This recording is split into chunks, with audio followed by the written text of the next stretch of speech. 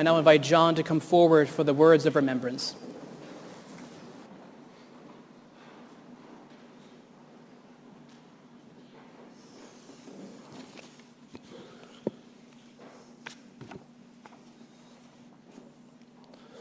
On behalf of the entire Ward family, I want to thank you all for being here.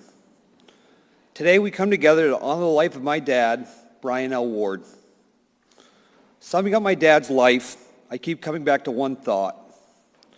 Dad was a fighter for his family, a fighter for his community, a fighter for his values.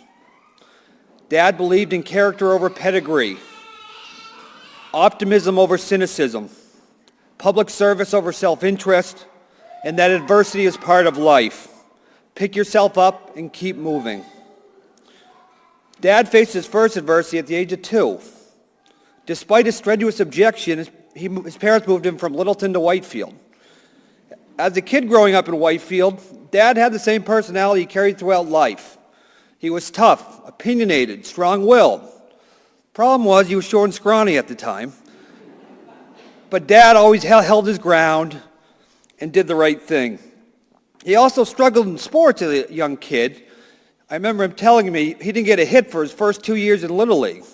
But Dad kept going up to bat, kept swinging, because that was Dad. You never give up. You keep going until it works out. At the age of 12, Dad got his wish and his family moved back to Littleton. They bought a house on Cottage Street right by Remick Park. He spent all summer swimming with his friends, playing pickup basketball. It was his heaven. He loved it. He also started to grow. He became a great athlete, played baseball, basketball, and was an all-state running back for his beloved Littleton Crusaders.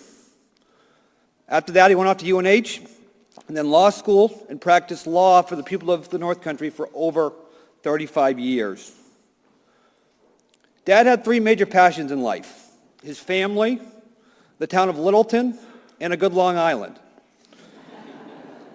To my mother, Connie, he was a faithful husband who helped her through a cancer diagnosis and nursed her back to health, and the bartender when she needed a big girl drink.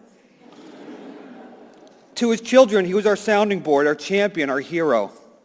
He provided constant guidance and support that we could do anything we set our mind to. No mountain too high, no challenge too tough. You just have to put in the work. And it wasn't just my siblings and I. There are kids all over this church that Dad was a father figure to. He brought them to practice. He coached them, brought them to ball games, and made sure the Ward House was always open to them. He loved all of you.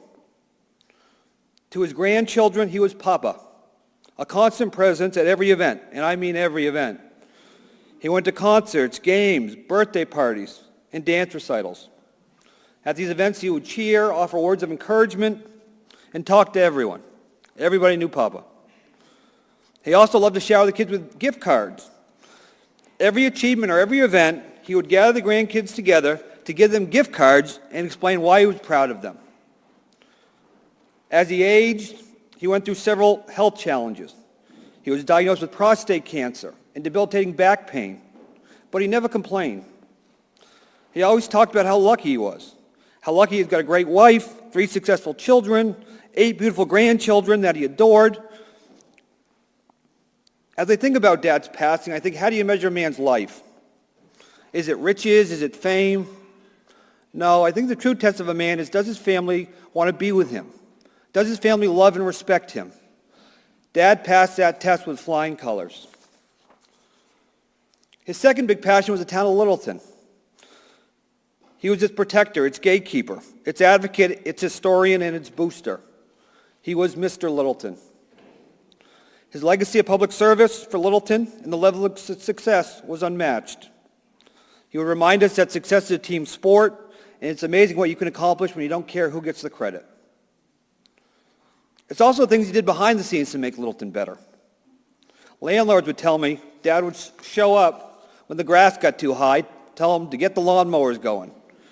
He would tell them what needed to be painted, what needed siding. He wanted his town to be perfect, and he was never shy about giving his opinions on how to do it. He quietly supported every cause, every organization. He spent many nights at board meetings, events, always trying to promote Littleton. He would spend hours preparing presentations, doing research, reviewing grants, taking a look at the budget. I would ask him, Dad, why do you do all this work for free? He said, Sonny boy, somebody's got to step up. In the North Country, we don't wait for Concord or Washington, we do it ourselves. One of the most things I'm most proud of, Dad, is his sense of conviction and purpose. Dad never put a finger in the wind, looking for the political winds, never took a poll. He always did what he thought was right, without fear or favor. He always said the people of Littleton get it right in the end. Given this crowd, I think he was right again. In closing, as we say goodbye to my dad, Brien L. Ward, he may no longer be with us, but his legacy will continue to live on through his kids, grandkids, and the great people of Littleton. Love you, Dad.